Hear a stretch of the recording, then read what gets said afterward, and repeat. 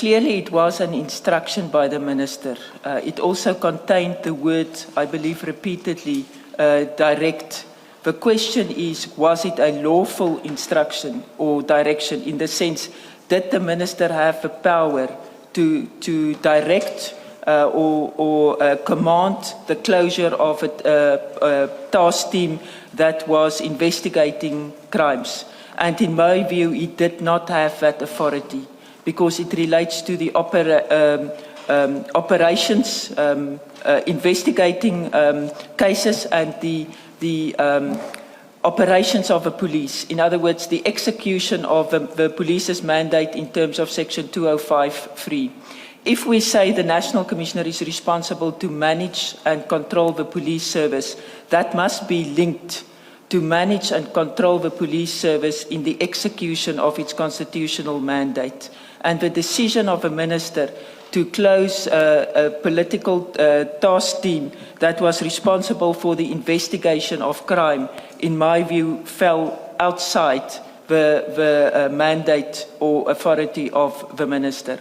So in short, what may be purporting to be a Section 2072 direction cannot be such a direction if it has strayed onto operational matters.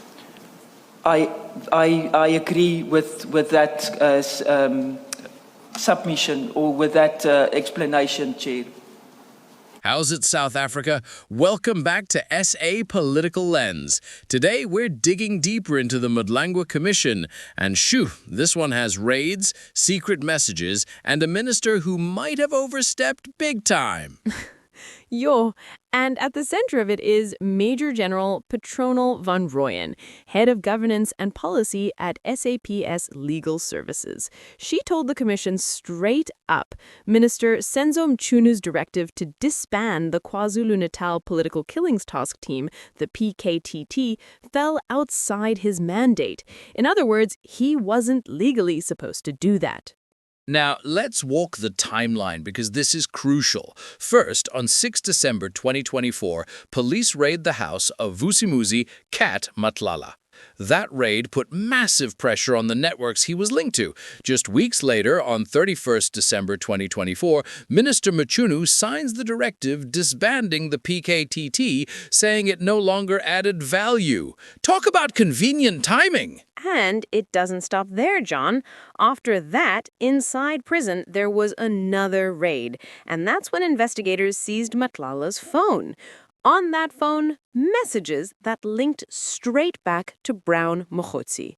The messages literally celebrated that the PKTT that harassed him had been disbanded. One even said, "Today is the day, just stand back." Yo.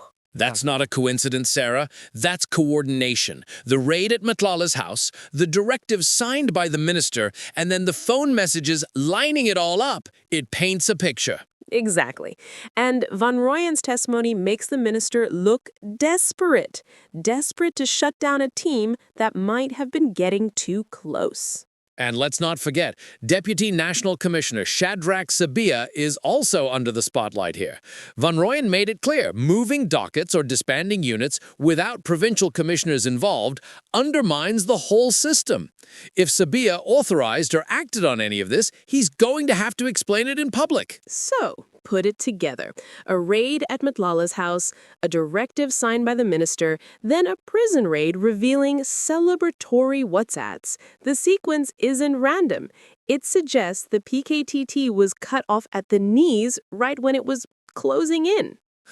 And now the minister has to stand in front of the commission and explain why he did it, who told him to, and whether it was politics or policing that drove the decision. We'll keep tracking every step of the story, the raids, the directives, the hearings, and bring it all to you right here on SA Political Lens. Sometimes the dates tell the real story.